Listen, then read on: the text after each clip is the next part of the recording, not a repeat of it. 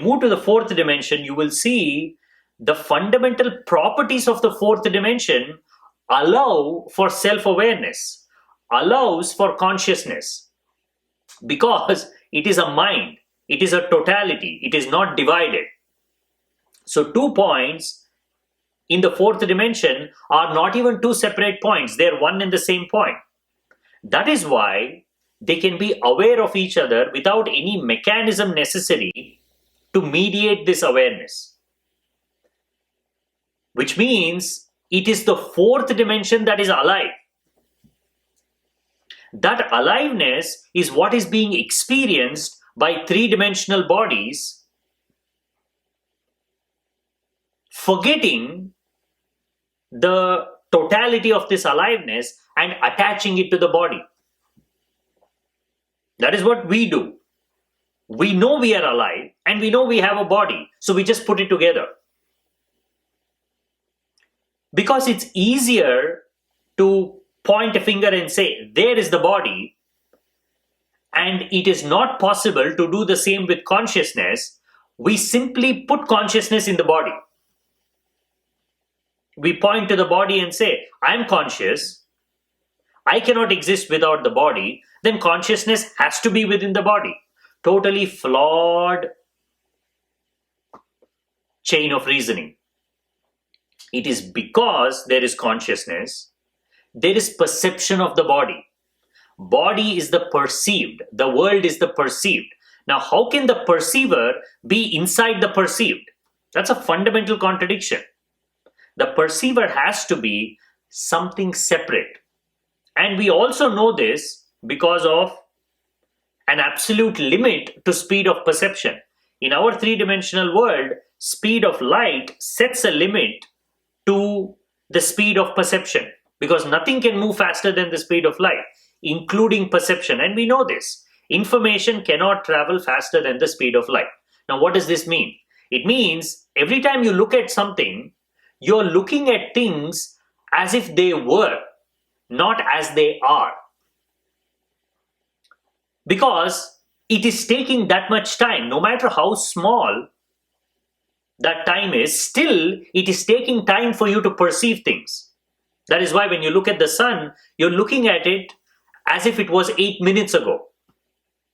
Because it takes approximately 8 minutes for the light of the sun to reach you.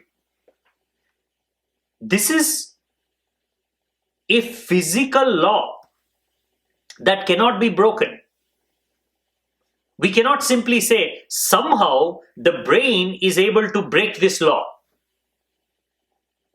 Then we need to explain how. And we've been trying and trying and trying. We've been trying to explain consciousness using the brain for hundreds of years. And it's just a brain. Why haven't we succeeded? Because brain is just an actualized thought. You are searching for the light in the shadow. Then the question is, how is it that we can still identify parts of the brain, regions of the brain that is associated with thoughts, that is associated with emotions? Of course, because it is the shadow. Because it is the shadow of light, it can represent light in a limited way.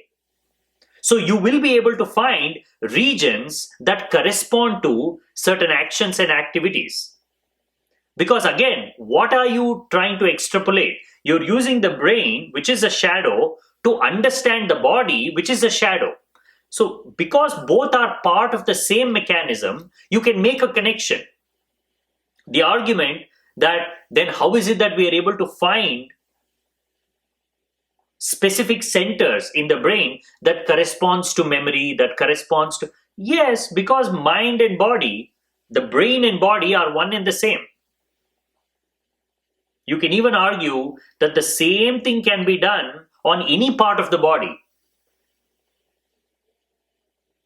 Everything that we have discovered specifically on the brain, we can discover it on the body as well, anywhere in the body. It is just that because brain is encased, it's hidden, it is extremely sensitive. just the way it is. It's the most sensitive. You can almost look at it like the most sensitive region of the body is the brain. That is where we can find lots of sensations there. So much so that we can mistake consciousness itself to be emerging from this sensation, which is not the case. Body and brain are one, they are the perceived. Now the question is, who is the perceiver?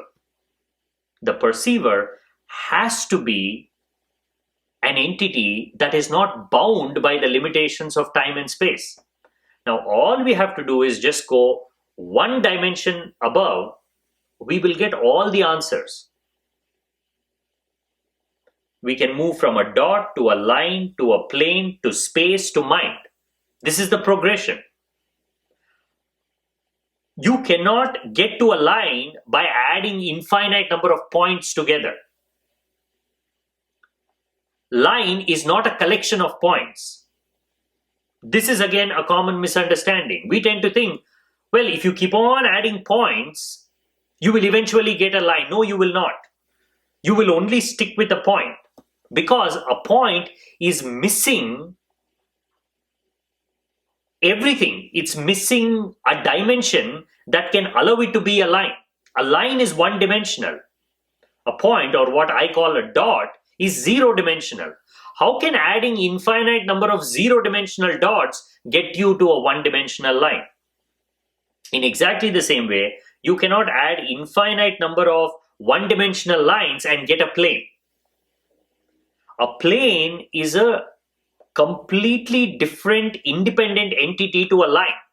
In fact, you need to first assume the existence of the plane, only then you can derive the line. Similarly, only when you assume the existence of three-dimensional space, you can derive the mathematical properties of a plane. Now, what we have done is, we have assumed the existence of the plane, the existence of the line, the existence of the dot. Because we are three-dimensional, it is very easy for us to see these things. Mathematically, we can formulate it. Hence, we have assumed that we understand dimensions. But here is the problem. You can understand lower dimensions, but what about a higher dimension? Because you cannot get to a higher dimension by simply adding lower dimensions. Now imagine if you were a one-dimensional line and you know nothing about a plane. You can keep on adding your one-dimensional line in any possible combination, you will not create a plane. You are absolutely stuck being a line. It is only because we are three-dimensional, we can easily understand two-dimension and one-dimension and zero-dimension. And it is the exact same reason why we cannot simply mathematically go from three-dimension to fourth dimension by just adding spaces. Now that is what we've been doing. String theory is all about these additional dimensions. We talk about 10 dimensions, 11 dimensions, 21 dimensions, without even understanding that an additional dimension cannot be created by simply adding lower dimensions together. Because a lower dimension is missing something fundamental that is needed to create the higher dimension. So you have to assume the existence of the higher dimension and then extrapolate it from the lower dimension. There is no other way. We have to assume the existence of consciousness. We have to assume it to be the fourth dimension. We have to assume it to be the totality and then extrapolate it from the lower dimension, we will get it. If we don't make this assumption, then we are simply stuck in concepts of hyperspace, infinite dimensions. It's just like a creature stuck on a flat two-dimensional plane saying, I've heard of this three-dimension. It has to be a hyperplane. A three-dimensional space is not a hyperplane. Hyperplane is a joke when compared to three-dimensional space. The properties of three-dimensional space, the capabilities of three-dimensional space cannot even be compared to a plane. A plane is one dimension lower. No matter what it does, it can never experience space. It cannot even conceptualize it because that's where it is. Some process has to take us from our three-dimensional world to the fourth dimension. We cannot imagine the fourth dimension directly. We cannot even assume it directly. It is only possible through a subjective, personal journey. The only reason I am able to talk about the fourth dimension, I'm able to extrapolate it from the lower dimension, is because it is my experience. 10 years of meditation revealed that consciousness is not human at all. It has nothing to do with the brain. Because I can assume the existence of consciousness as an independent entity, I don't even have to imagine it. All I have to do is just sit in meditation and I'm experiencing that realm. If I have a little bit of understanding of mathematics and physics, I can put it together. Without that experience, we are completely stuck. Now, why is it that physicists have not been able to make this transition from space to mind? Because they are stuck on a flat surface, like a creature that is stuck to the flat world. It cannot even conceptualize space.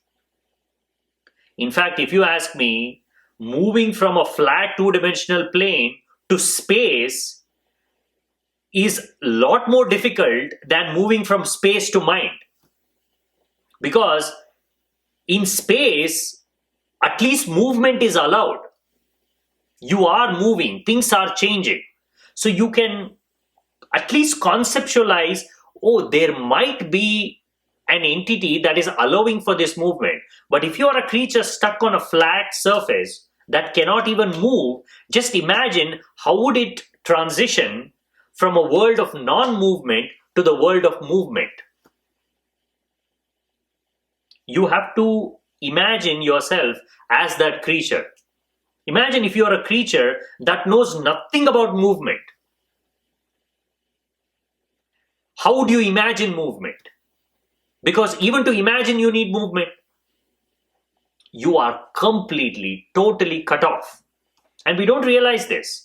Because we are three-dimensional creatures, we simply assume, oh, 2 dimension, 1 dimension, 0 dimension. Now we'll add 4th dimension, 5th dimension, 6th dimension. It's so easy.